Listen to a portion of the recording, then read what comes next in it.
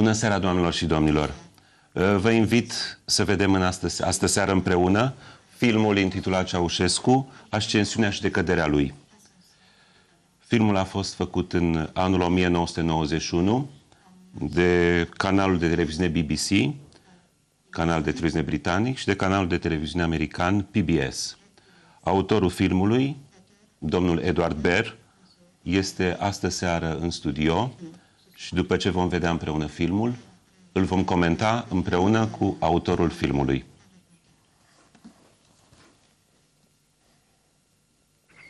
In this Bucharest cemetery lies the cobbler's apprentice who became Romania's fountain of light and giant of the Carpathians. He was a man who once thought his people would worship him forever.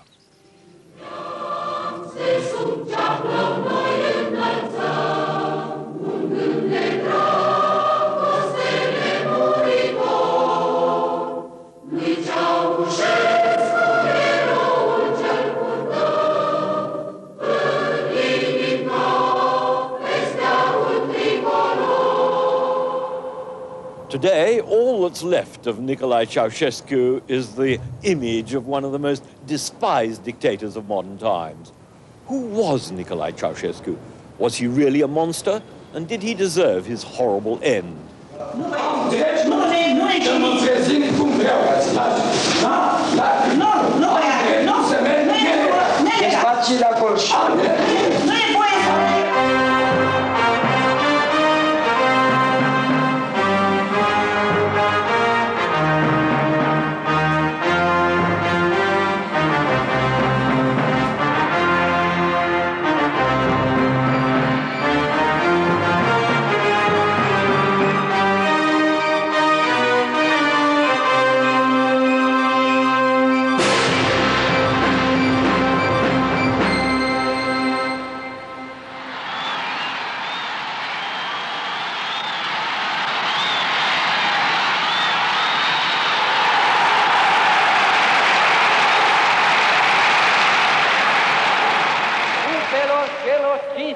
Socialiste în Ceoslovacia constituie o mare greșeală.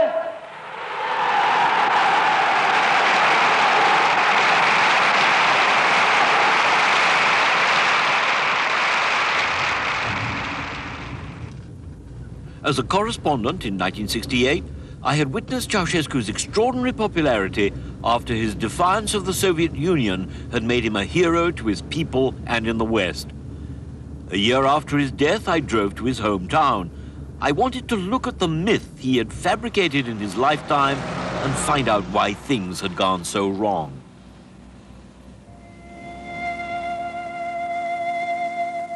Cu emoția și mândria întregii țări, însoțim aceste imagini din satul Scornicești, veche vatră românească, unde cu 60 de ani în urmă, într-o casă țărănească, se naște fiul Alexandrinei și al lui Andruță Ceaușescu, cel care azi, în fruntea Partidului Comunist Român și a țării, exprimă în cel mai înalt grad aspirațiile poporului român. Astăzi îl sărbătorim la aniversarea zilei de naștere și a 45 de ani de activitate revoluționară. This rebuilt peasant cottage bore little relation to the real thing. The myth starts here at Nicolae Ceausescu's birthplace in Scornicești. All the reverential biographies of the Ceausescu era portray him in almost caricatural terms as a precocious genius determined from childhood to root out social injustice. From contemporaries, former colleagues and prison companions speaking freely for the first time, I was to get a very different picture at almost every stage of his life. This was the kind of house young Nicolae really lived in. It still belongs to his neighbor, Floria Ceausescu. He was at school with his more famous cousin, Nicolae. El a fost un băiat așa, nu făcea nicio legătură cu niciun copil, să știi. El lucra el singur.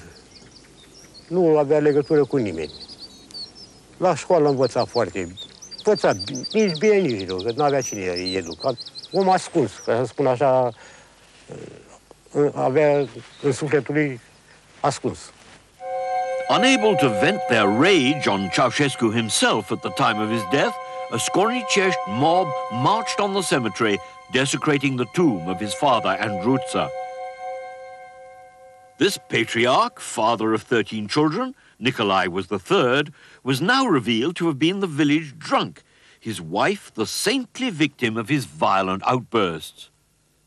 He called two of his sons Nicolae because at the time of their birth he had been too intoxicated to think of another name. It was partly to escape a drunken father that young Nicolae Ceausescu, aged 12, left his village for Bucharest in 1930.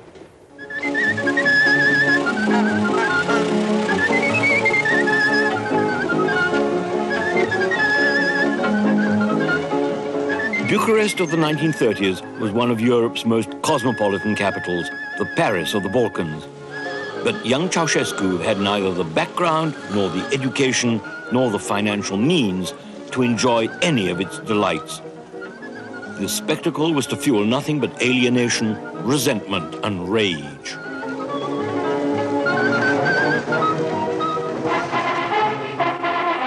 Romania's politics were held in low esteem by everyone. King Carol was unpopular, extravagant, and highly eccentric. The king first encouraged, then attempted to repress the fascist Iron Guards who briefly fascinated young Ceausescu. He lived with a sister, Nicolina, and became a cobbler's apprentice, though he was lazy and never learnt to make shoes. From fellow apprentices, he acquired a crude fervor for socialism. Asked by his employer how on earth he expected to make a living if he didn't learn a trade, Nicolae Ceausescu said, "I'll become Romania's Stalin."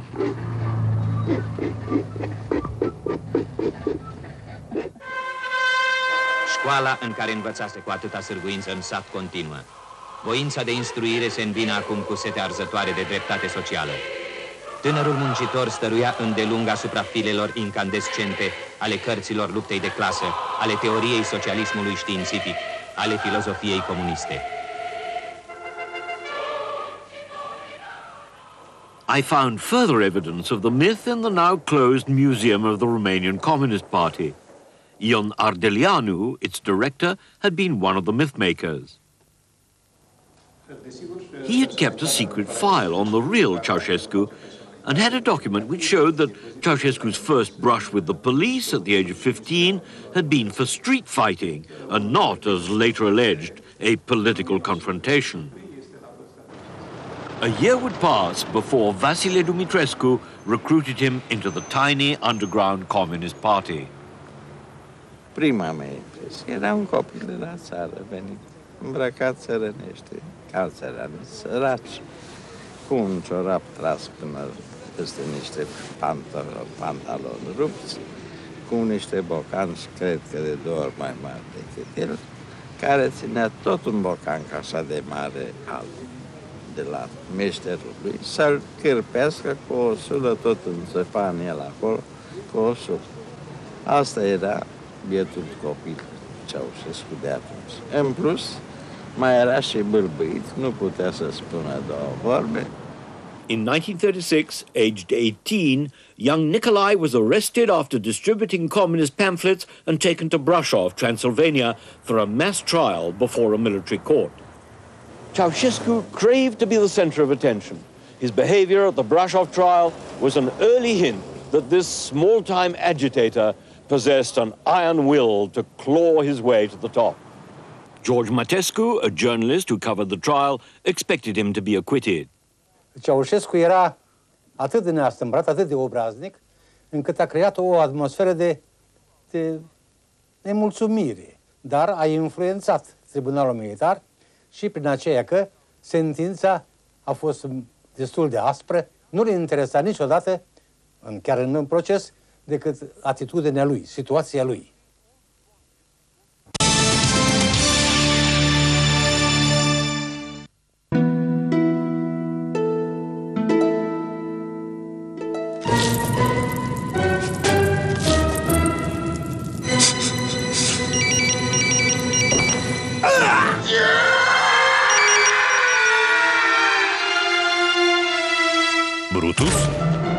nu e aici. Nu. Un serviciu legendar cu conectare imediată. Brutus. Conex Go. Ce-al tău, e al tău.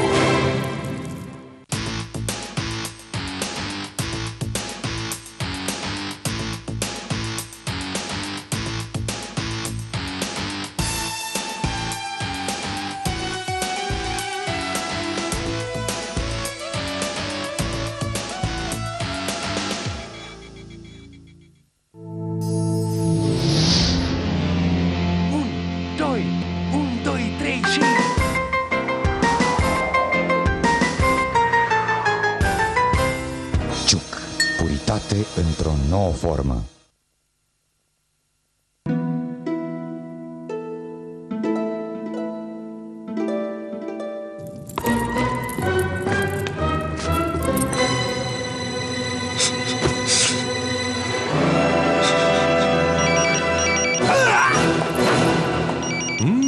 Și tu, Brutus.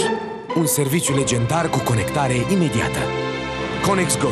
Ce-al tău, e al tău.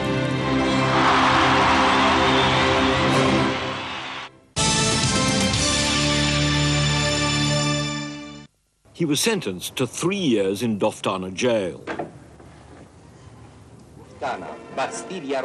The mythmakers would later turn this prison into a place of pilgrimage for Ceausescu, and a visit there would become a compulsory part of the Romanian school curriculum. The myth was that in jail, Ceausescu's leadership qualities turned him into a legendary figure.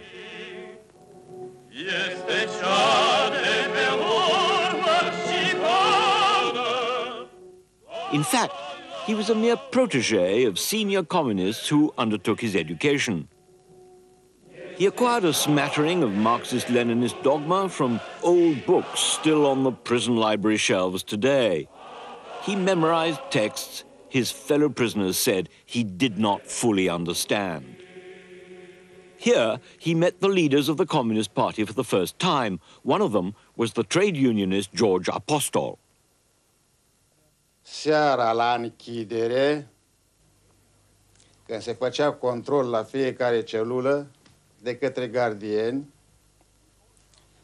erau unii tovarăși bătuți. Cine a fost bătut? Ceaușescu a fost bătut. Și n-am văzut pe el nicio vânătaie. Când ieșeam afară la plimbare, deci mi-am dat seama mai târziu că era un fel de provocare. On his release in 1939, he became a communist youth leader. The party was now his real family. At a social gathering of young communists, he met Elena Petrescu. She would play an increasingly important role in his life and eventually become part of the same myth. Later, propagandists superimposed both their pictures on this photograph of a communist-organized May Day parade they never actually attended. In September 1939, Hitler invaded Poland and the Second World War began. Romanian oil was vital to Germany's war effort. Romania's dictator, Marshal Antonescu, became Hitler's ally. Ceausescu, described on the police list as a shoemaker, was one of Romania's 800 known communists to be arrested. So was Pavel Campianu. They would share the same cell for 2 years. Ceausescu had many small but relevant manifestations of hysteria. He very fast used to lose control. When he disagreed with somebody, his way of disagreeing was at the verge of an explosion. He was violent in his way of speaking, totally indelicate. Even he was trembling when he was contradicted.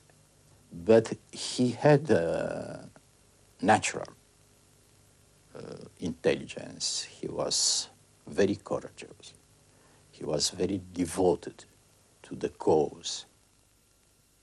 In 1943, Ceausescu was transferred to Târgu Jiu prison. There, he met Gheorghe Gorgiu Dej, the highest-ranking Romanian communist in captivity.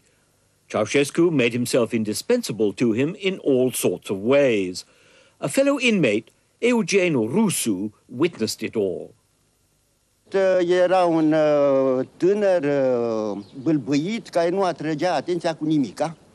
Personalitatea lui era aceea că el era apropiat de Gheorghiu Dej, sau militanților de rând. Gheorghiu avea camera lui, avea garsoniera lui și avea un băiat care îl servea.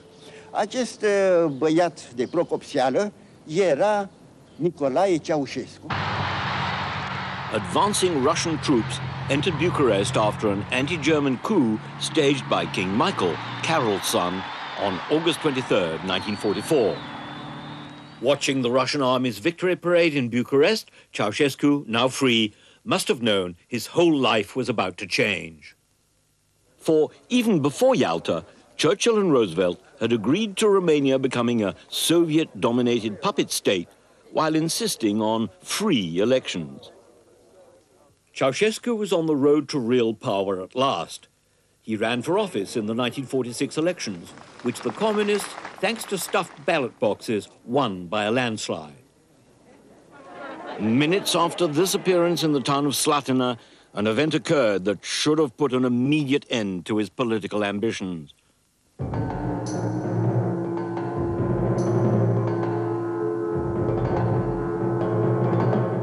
A local bank manager had refused to contribute to Communist Party funds. On election day, in a fit of rage, Ceausescu murdered him on the steps of the town hall. The cover-up lasted until after Ceausescu's own death. The crime has never been revealed before. Dej, now Romania's leader, was aware of this murder, but impressed by Ceausescu's hard work and dedication, he made him, at 30, an instant Major General. His colleagues all said he was rough with subordinates, but cringing to superiors. Ceausescu now lived the life of the privileged communist elite. He'd married Elena in 46, quickly fathering 3 children, Valentin, Zoya, and Nicu.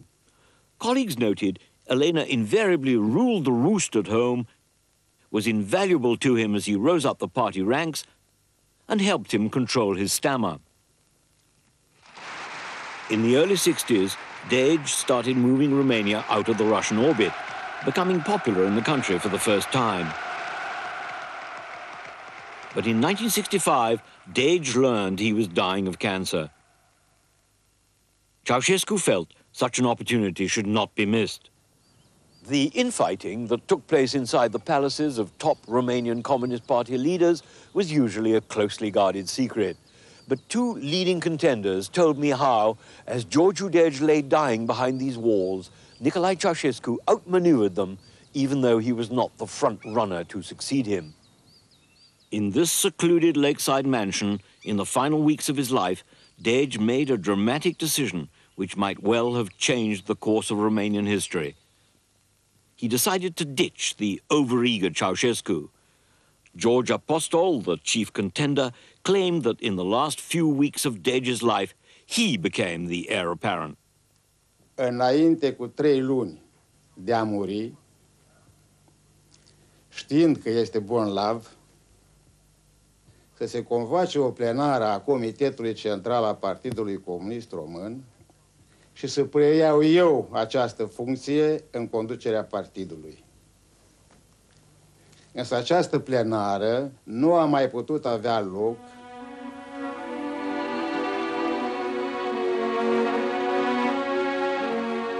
Ordinary Romanians only learned of Dej's illness the day before he died. As the preparations for the funeral were made, Apostol could not know that Ceausescu had prepared a master plan to grab the leadership himself. Inside the Central Committee building, he got a key group of party elders to back him, promising they would remain the real power behind the scenes. They mistakenly believed they could handle the inexperienced Ceausescu. 25 years later, Maura, Ceausescu's chief ally, was still trying to justify himself. Că Ceausescu, fiind tânăr, fiind muncitor, nu numai ca origine socială, pentru că era copil de țăran, dar și ca persoană, un om care îi place să muncească. Dacă aș fi știut care sunt consecințele aducerii lui Ceaușescu, aș fi fost pentru înlăturarea lui. Adio, scump tovarăși și prieteni! Vom păstra în inimile noastre nestinsă amintirea vieții tale luminoase. The loyal servant had stepped into his master's shoes. Shortly afterwards, he destroyed Dege's reputation, turning him into a non-person. He would steal Dege's liberal policies to become popular and claim them as his own.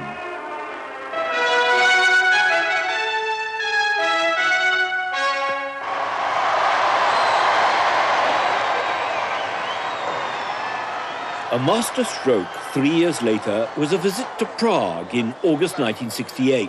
Alexander Dubček, the reform-minded Czech leader, was trying to introduce communism with a human face. The West believed Ceausescu was equally keen on reform, and Ceausescu did his best to sustain this belief. Only 5 days after his visit, the Soviets and its allies invaded Czechoslovakia. Romania was the only Warsaw Pact country that refused to join in the operation. Ceausescu now played his trump card. Pătrunderea trupelor celor 5 țări socialiste în Ceoslovacia constituie o mare greșeală și o primejdie gravă pentru pacea în Europa, pentru soarta socialismului în lume. In Bucharest, even anti-communist Romanians talked to me in glowing terms about Ceausescu that month. Overnight, as far as Western leaders were concerned, he became the man to watch. Richard Nixon was one of those responsible for creating the myth of Ceausescu, the anti-Russian communist, who should be rewarded for his independent stand.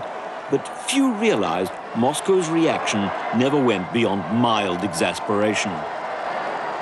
Mr. President, just a year ago, you welcomed me to Bucharest as the first American president ever to visit Romania. Today, I'm very honored to welcome you to Washington, D.C. as the first president of Romania ever to visit the United States of America. In Disneyland, NICOLAE Ceausescu should have realized that his new image had an improbable Mickey Mouse quality. But Ceausescu had started believing in his own myth. His budding megalomania was the start of Romania's enduring nightmare.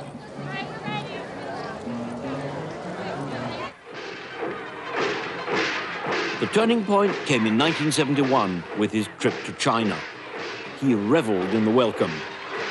Unaware of the appalling consequences of the Chinese Cultural Revolution, he saw only what he was meant to see, a disciplined people dedicated to the worship of the now senile Mao Zedong. He felt China's Cultural Revolution was a model for Romania to follow. By now, Elena Ceausescu was eager to play a more important role at her husband's side.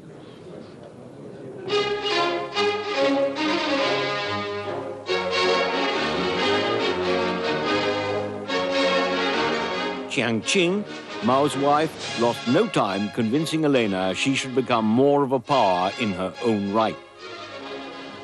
From China, the Ceausescus flew to North Korea.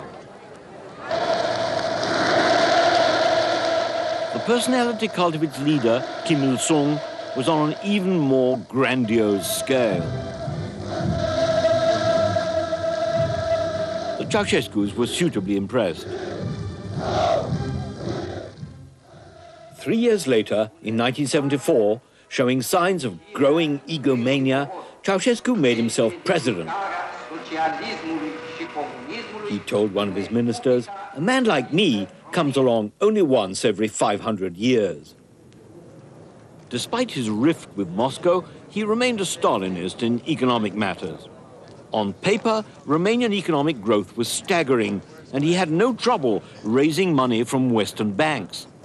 But that Romania's social and medical problems were totally neglected, and that most of the prestige investments he ordered were costly, uneconomic, and environmentally catastrophic, was conveniently overlooked. Elena took the advice of Chiang Ching, Mao's wife, seriously. Her lightning promotion within the Communist Party went hand in hand with a new identity.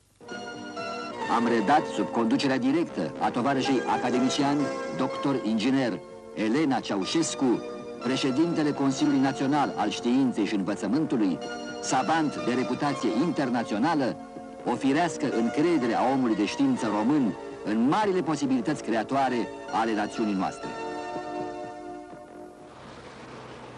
In Petrăști, her native village, they knew all about Elena. Her father had run a rural goods store in this tiny house. But they were far too frightened to set the record straight. Her school reports remained hidden under floorboards for several decades. When the local mayor finally dug them out, they revealed she had flunked everything but singing, sewing, and gymnastics in her 4th year, and had dropped out altogether at the age of 14. She was a repetenta, meaning someone too mediocre to move up to the next class. Instead, in the 30s, she moved to Bucharest. Her first job was as an unskilled worker in a hole-in-the-wall patent medicine factory. Over 30 years later, becoming head of the Institute for Chemical Research, despite a total lack of real academic credentials, was the best revenge. Fie că este vorba de lucrări tehnologice, fie că este vorba de lucrări științifice, totul trebuie să apară cu numele Elenei Ceaușescu ca autor principal, semnate în forma în care le-am elaborat. Faptul că n-ar fi știut să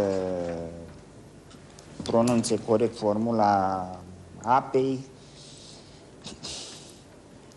sau a bioxidului de carbon. For years, foreign scientists were fooled by an elaborate masquerade.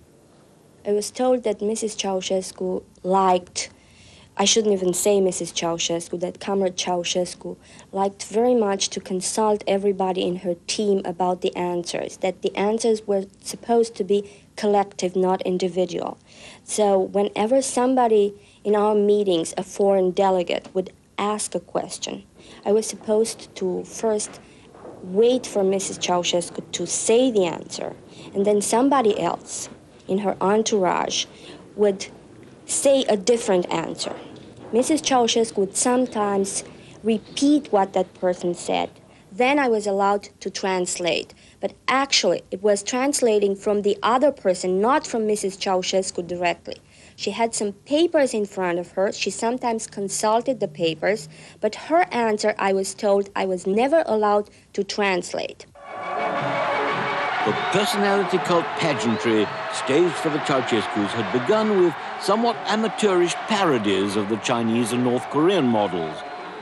But party choreographers with limitless resources orchestrated these extravaganzas, giving them an almost religious flavor, identifying Romania with one godlike personality.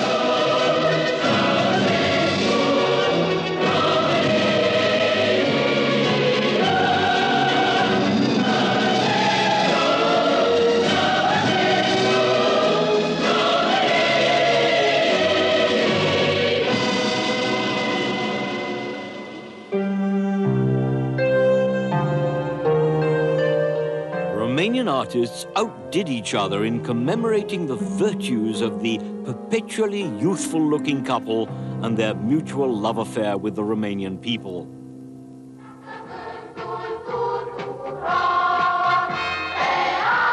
School children were taught to worship the Danube of thought, the treasure of wisdom and charisma. Ceaușescu became a national hero, on a par with medieval kings and past Romanian nation builders like Vlad the Impaler. His collected works of stupefying dullness and actually ghosted by others were in every home and schoolroom. I have to tell that not even today, I'm not able to explain how so many intellectuals, how many good journalists, professionally speaking, they fought each other in exhausting the Romanian dictionary, in finding the most impressive characterization or the most impressive words, trying to please Ceausescu, and in this way to take advantage, material, financial, prestige, freedom sometimes, freedom to travel abroad. So they sold themselves. At every level of society, there was this servile homage.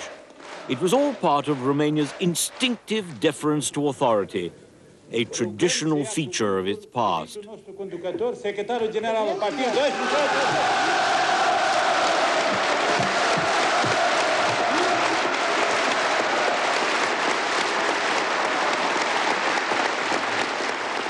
Ceausescu's televised appearances were invariably enhanced by careful editing.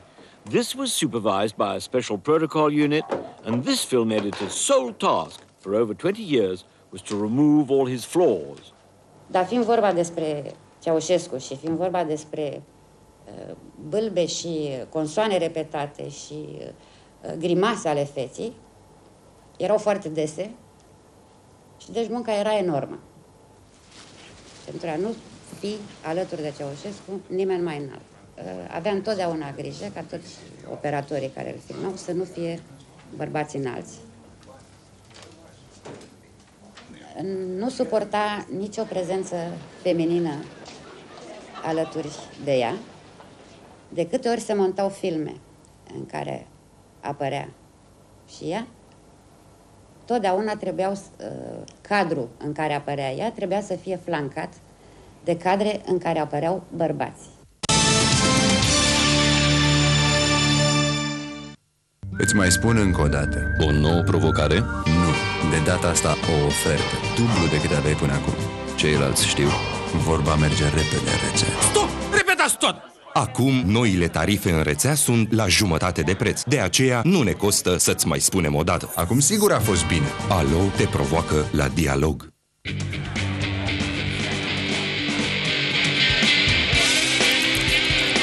De când îl știu, e neschimbat. Nu poți să-l confunzi. Le știe pe toate. Nu mă dezamăgește niciodată. Suntem nedespărțiți și bineînțeles că bea Golden Brau. E voie bună, e Golden Brau. Înghețată cu numai 2500 de lei. Pe toată perioada verii la McDonald's.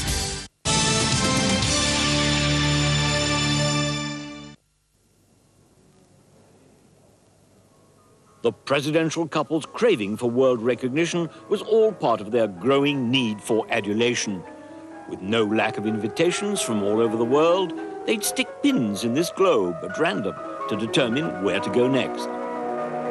Un om politic către care omenirea privește cu încredere și respect fundă prețuire, în vizite, la invitația oamenilor politici ai lumii contemporane sau la dezbateri implicând destinul actual al planetei noastre, omul al cărui nume este rostit pretutindeni cu admirație și stimă, omul ce întruchipează prin exemplara lui viață și activitate, prin spiritul lui constructiv, vizionar, înaltele mesaje de înțelegere între popoare, în numele idealurilor de libertate, progres și civilizație, ale păcii și socialismului. This crass form of image building was designed to show Romanians that world leaders of every conceivable political variety looked on Ceausescu with veneration. But sometimes the Ceausescus made an indelible impression for other reasons. Quand il est venu en visite officielle, c'est-à-dire en 1978, when he came on a state visit in 1978, he had completely changed. Power had gone to his head. He interrupted continuously, he was arrogant, he wouldn't let people speak. He laid down the law without allowing the slightest contradiction when his extremely narrow-minded views were questioned. He was our guest at the Hôtel Marigny, where VIPs on official visits are housed opposite the Élysée Palace. Unfortunately, after he had left, the head of the Marigny residence came to see me appalled and said, "It's frightful. The place has been wrecked." I didn't connect what he was saying with the recent visitors, but he said, "They've taken everything away." There were lots of ornamental objects, lamps, vases, ashtrays, bathroom fittings. After their departure, the place had been emptied. Everything had been unscrewed and packed away. It was as if burglars had moved in for a whole summer. Naturally, this confirms the bad impression he and his team had made. And unofficially, of course, I warned those who were about to receive him, for he was on a European tour, that they should take the kind of precautionary measures I had been unable to foresee. Queen Elizabeth was compelled by the Callaghan government to welcome the Ceausescus, complete with their food taster, at Buckingham Palace. A lucrative British aerospace contract was in the offing, and Ceausescu would only sign it if invited by the Queen and given a royal welcome.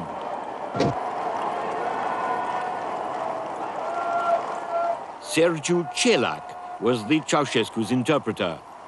I think that the state visit to Britain was a sort of crowning ceremony, formal recognition of his and her imperial status. He had a healthy respect of royalty as a symbol of something he wanted for himself. He wanted, I think, to be a royal president of a communist country. The Ceausescus also used the visit and his honorary knighthood to show his people the high esteem in which he was held abroad. Thanks to President Giscard's warning, nothing was stolen from Buckingham Palace, but the Ceausescus were convinced their rooms were bugged. Years later, the aerospace deal would still be the subject of acrimonious debate. Ceausescu bought only one British plane and tried to pay for it with strawberries.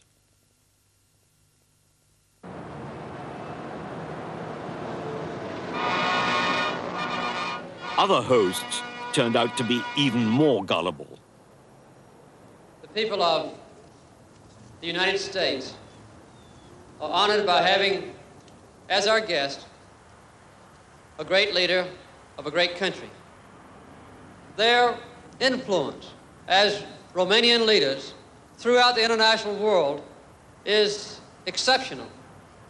Our goals are also the same: to have a just system. We believe in enhancing human rights. The Ceausescus were so pleasantly surprised by Carter's remarks, they called in their interpreter that night and had him repeat them over and over again. A whole array of distinguished Americans were eager to meet the maverick good communist. I've enjoyed being with him. He's a very good advisor. He's a man who in the past has suffered greatly, imprisoned, tortured, but because of his courage and because of his belief in the future of his own country, notable achievements have been brought to the people who have confidence in him. But sometimes protocol was powerless to prevent the unexpected. In New York, he arrived at the end of his trip, and he couldn't return to the hotel late at night because a group of Hungarians had arrived and demonstrated and didn't allow him into the hotel. The next morning, the mayor and the head of the city police were to come and apologize to him, and Ed Koch was then mayor. And Koch came in and said, "Mr. President, last night those friends of mine were down there demonstrating against you, and they tell me you don't give freedom of religion and freedom of and cultural freedoms to your Hungarians living in Transylvania. Is that true, Mr. President?" And Ceausescu went white, and he turned to me and he said, "What does the State Department say about this? How does he talk to me like this?" And I said, "Well, the federal government has its policies and the mayor has it." But it was, and he got furious, and he said he was going to leave. And he didn't leave early because Mrs. Ceausescu had not yet been to Cartier, and she spent 3.5 hours in Cartier that day. Heroes of the Games, Romania. And again a standing ovation, defying the Eastern European boycott. In the West, well into the 80s, Ceausescu's anti-Russian stance was paying off. One diplomat who was not taken in was David Funderburk. I was reading about and witnessing the destruction of churches and synagogues on a regular basis, the murder of pastors and priests, the jailing and persecution of political and religious dissidents, and basically a horrible reign of terror that Ceausescu was carrying out. I reported this information back to Washington on a weekly basis, and it didn't affect policy in terms of Washington continuing to consider Ceausescu as a favorite son. It helped keep Ceausescu in power for many more years without exposing him for what he really was. Few Western leaders were aware of Ceausescu's growing paranoia. Ceausescu's plan was to be able to monitor the whole population. That's the way he kept his grip on power. There was a big army of very little people, faceless people, who didn't know anything, didn't do anything but listening and writing what was happening in the most intimate moments of the life of everybody. General Pacepa, still in hiding today, was Ceausescu's top intelligence aide until he crossed over to the West in 1978. On Ceausescu's orders, all traces of his past existence were removed. It was this defection that fueled Ceausescu's growing paranoia. An obsessive concern for secrecy and personal security led him to extend an already existing network of underground tunnels and bunkers in Bucharest. Increasingly, he began operating through Securitate, the secret police. On his instructions, Securitate deliberately acquired a fearful reputation for psychological as opposed to physical terror.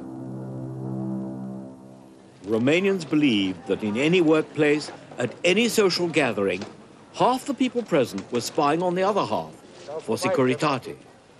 It was a kind of a psychological terror.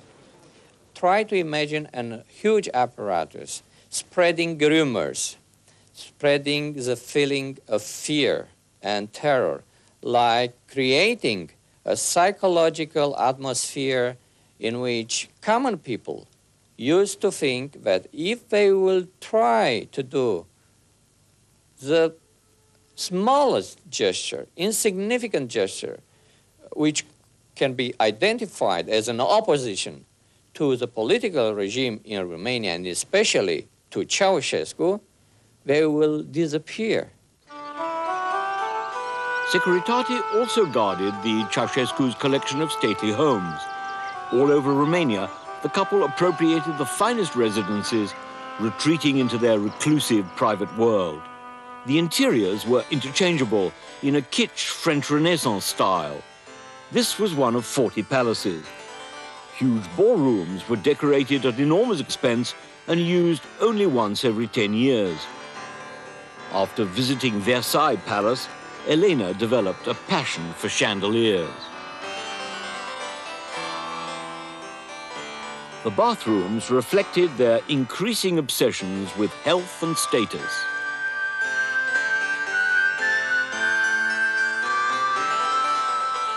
Because Elena tended to put on weight, exercise machines and Romanian-designed jacuzzis were a feature of every palatial abode. Her other passion was for stained glass.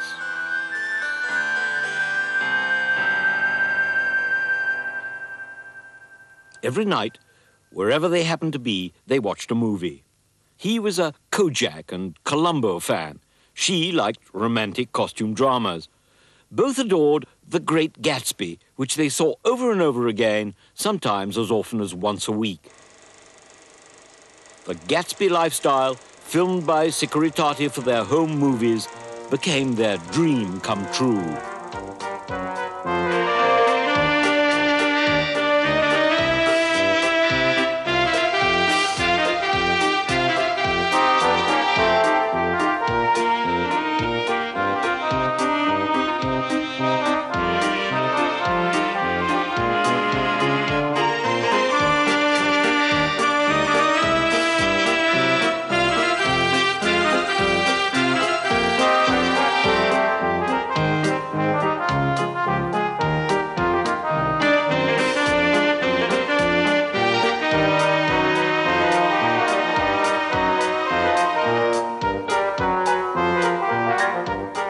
Their personal staff bore the brunt of Elena's petty stinginess, as their head waiter recalled.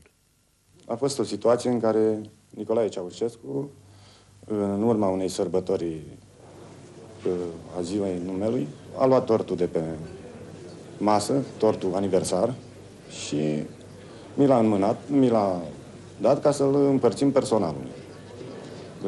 Elena Ceaușescu s-a opus. Food tasters sampled all their meals because of their paranoid fear of poison.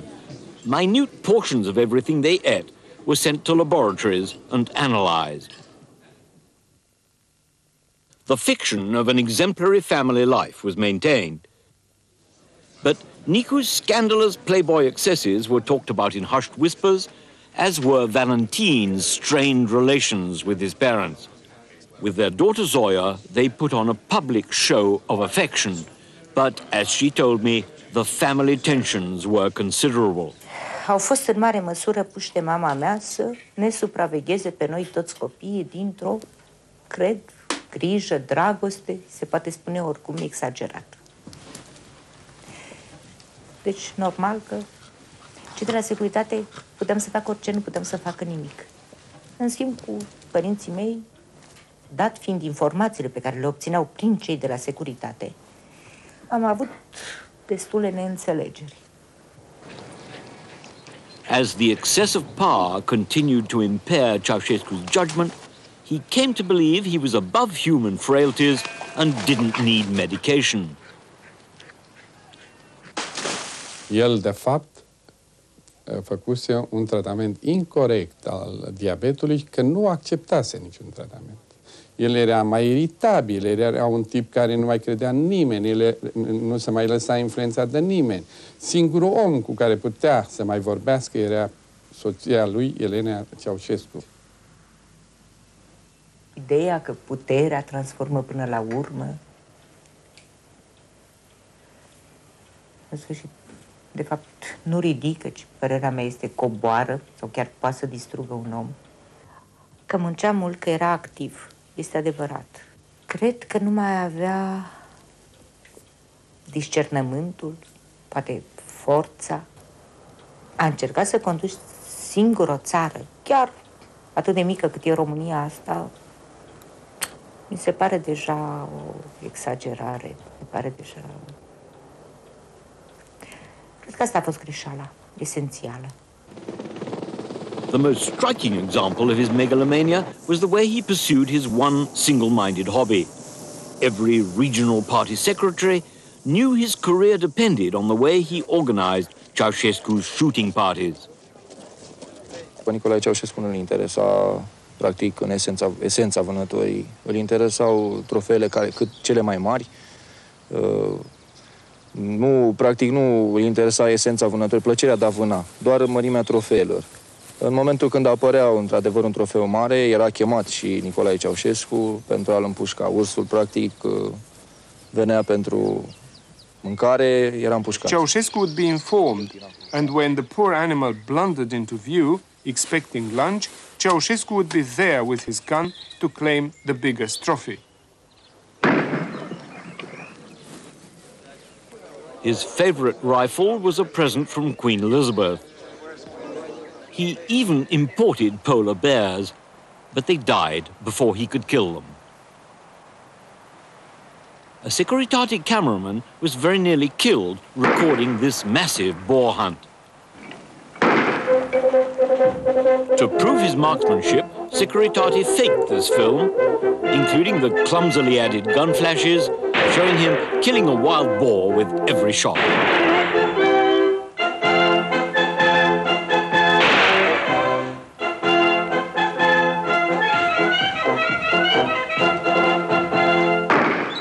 For George Maurer, who had helped him to power, Ceaușescu's behavior was a sure sign of instability. Prima impresie de boală am căpătat-o de Ceaușescu văzându-l la vânătoare. Cum strângea vânatul de la toată lumea ca să-l pui în fața lui, să spui că l-am pușcat eu. Avea echipe.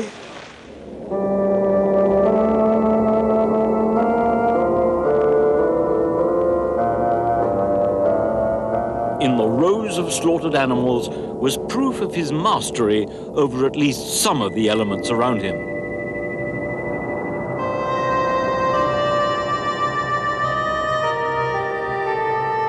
I can't help feeling that his increasing passion for killing was an escape from problems surfacing in the early 80s. The catastrophic state of hospitals and orphanages, the lack of food in the shops. In a further flight from reality, he was developing a new obsession. Ceausescu, the town planner, was now intent on turning once cosmopolitan Bucharest into a monstrous concrete city resembling North Korea's capital, Pyongyang.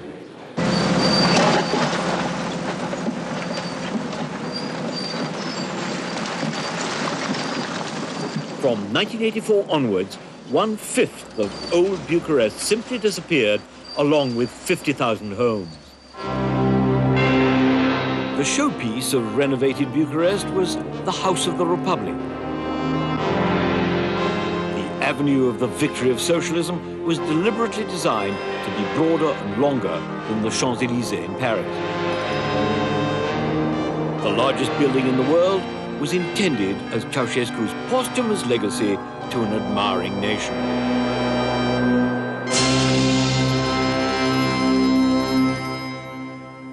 În fiecare sâmbătă,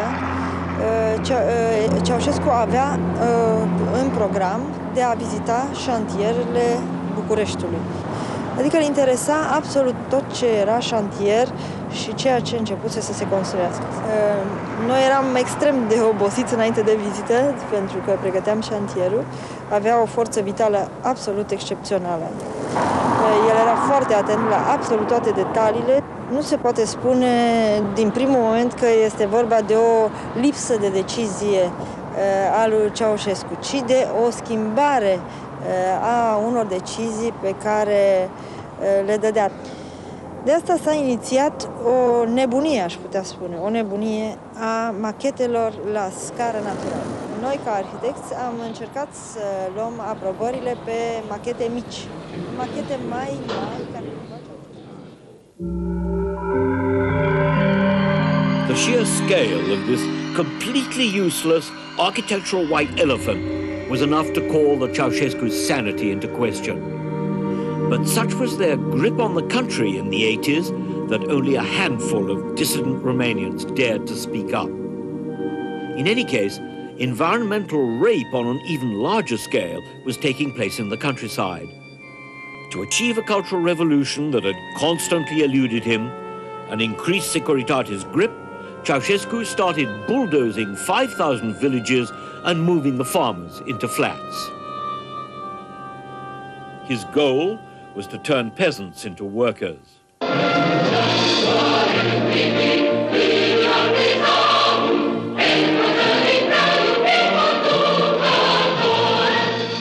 By the late 80s, his image in the West had been reduced to that of an old-fashioned Stalinist out to wreck Romania's cultural heritage. From his spring palace in Bucharest, Ceausescu watched on television the Malta summit in November '89 between Bush and Gorbachev, convinced they were plotting his downfall. He couldn't grasp that now the Cold War was ending, his anti-Soviet posturing had become obsolete. He hadn't changed, the rest of the world had. By this time, Elena was practically running the country, screening Ceausescu's mail and censoring all disturbing reports addressed to him. Even Securitate stopped briefing him on the Romanians' real mood. The time would come when the wildest rumors would spread over the origins of the uprising that toppled Ceausescu. My own view is that while there were indeed some establishment figures ready to betray him when the time was ripe, it was the spontaneous behavior of ordinary Romanians that triggered their action.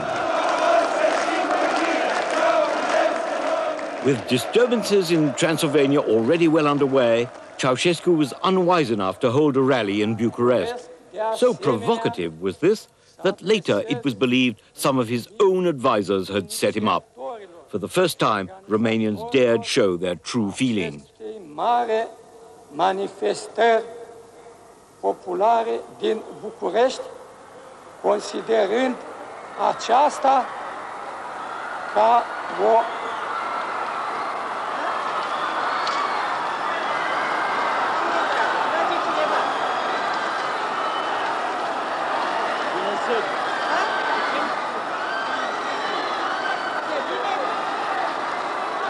Romanian television went dead and the revolution began.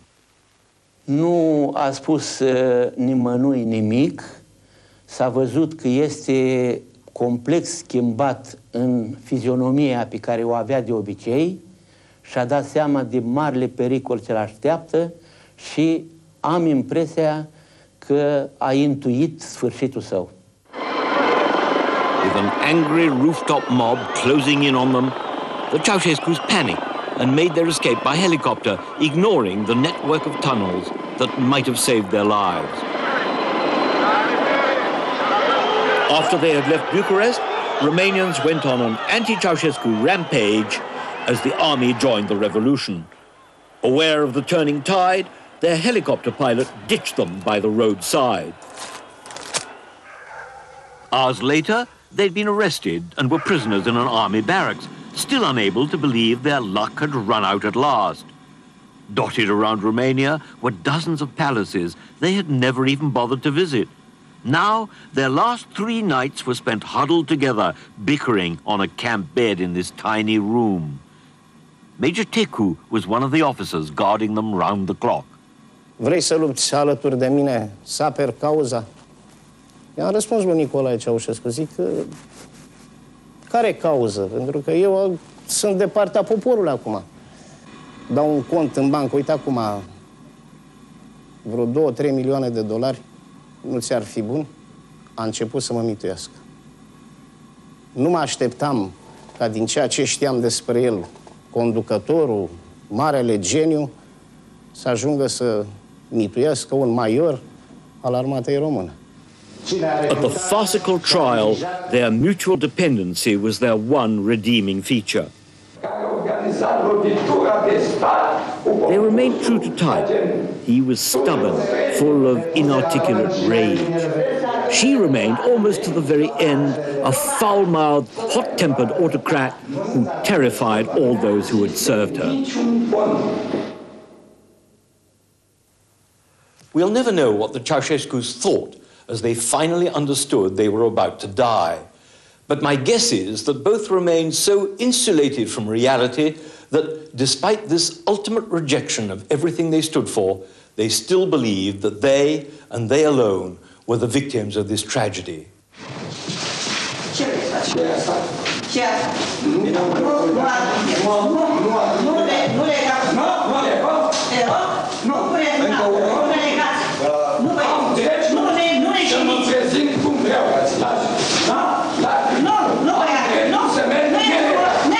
Și de acolo. Nu e voie să ne legați. Nu, nelegat. De acolo. Nelegat. Că-ți nu mă băbăieți. Nu mă legați, mă, e rușine. E rușine, m-am crescut. Ca o mamă. Stați la un loc, mă. Și asta, rupeți mâna, dați-mi drumul la mână. Dacă, bine. Dați-mi drumul. De ce faceți așa? Dați-mi drumul. Toată lumea așa. Aoleu, măi, băiatule, mă, nu mă la mă. Jumătate de nu ne minte nimeni. Și vă minte, mă. Nu vă minte nimeni. Și noi suntem aici așa, pe cine? N-avem puterea. N-avem puterea. Nu eu, las eu. Întrebați-vă cei care au putere.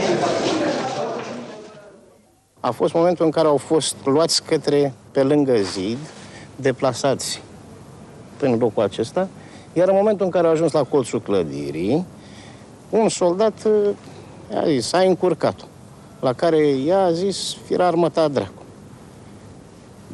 Mergând mai departe către zi, vedeți, distanța este foarte mică, i-a zis, Nicolae, nu credeam că se mai omoară în România. Asta a fost cam printre ultimele cuvinte pe care le-a scos ea. Iar el, ceea ce scotă, erau niște...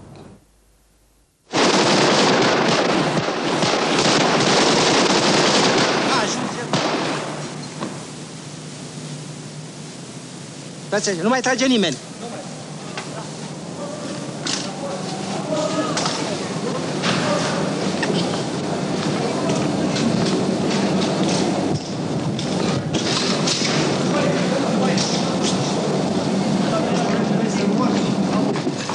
Ridică-l să-l vedem. Ridică-l să-l vedem.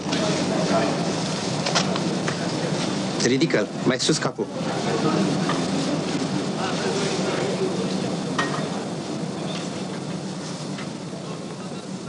The soldiers had been told to aim at the body, not the face, so people would recognize him and know he was really dead.